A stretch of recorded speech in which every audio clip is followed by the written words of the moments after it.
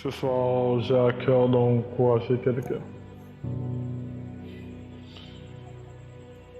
D'encourager toutes ces personnes qui sont prises par le désespoir. Celles qui subissent actuellement une affliction dite sans remède. Celles qui traversent une situation dite sans issue. Toutes ces personnes qui préféreraient être mortes actuellement qu'être vives. Celles-là qui gisent au sol estimant ne pas pouvoir se relever parce que la vie leur a vu trop de coups. Celles-là qui n'ont plus de goût à la vie. Celles-là qui n'attendent que la mort. Celles-là qui sont comme paralysées. J'ai une parole pour vous.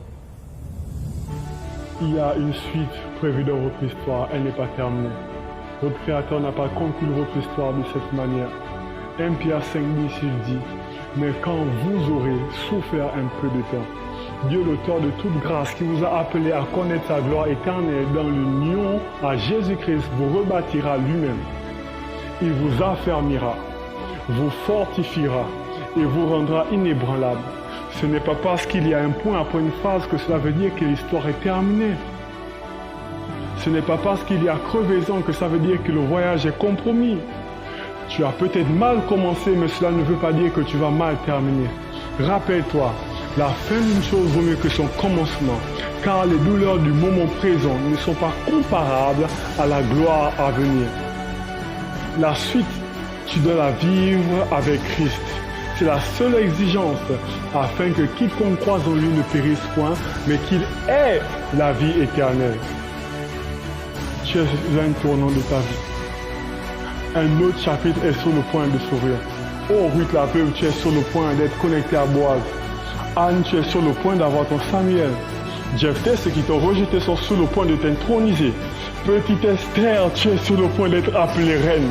Jabez, ta tante, est sur le point d'être élargie.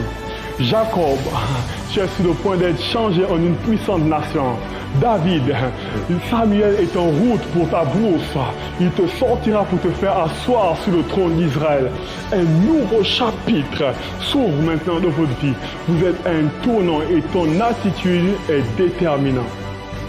Il faut que tu te lèves. Lève-toi maintenant. Ta lumière arrive. En te levant était clair. Et tu te rendras compte que ton Créateur avait déjà pourvu une solution.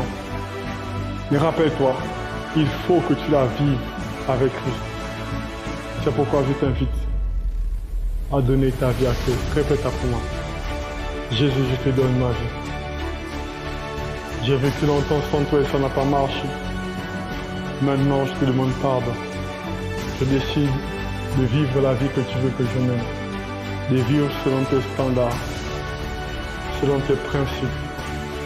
Je renonce à tout pour te suivre. Maintenant, je sais que je suis né de nouveau. Je ne périrai pas. Mais je sais maintenant qu'un nouveau chapitre a débuté de ma vie. Et c'est avec toi. Et je te rends des actions de grâce. Au nom de Jésus. Amen. Maintenant, je prie pour vous. Père, merci de les couvrir de ta grâce. Je prie pour que tu leur connectes à l'endroit qu'il faut. Pour qu'ils puissent développer leur relation avec toi. Nous te rendons des actions de grâce, Abba. Merci pour toutes ces âmes. Que la gloire et l'honneur te reviennent à toi seul. Merci, Abba. Au nom de Jésus. Amen.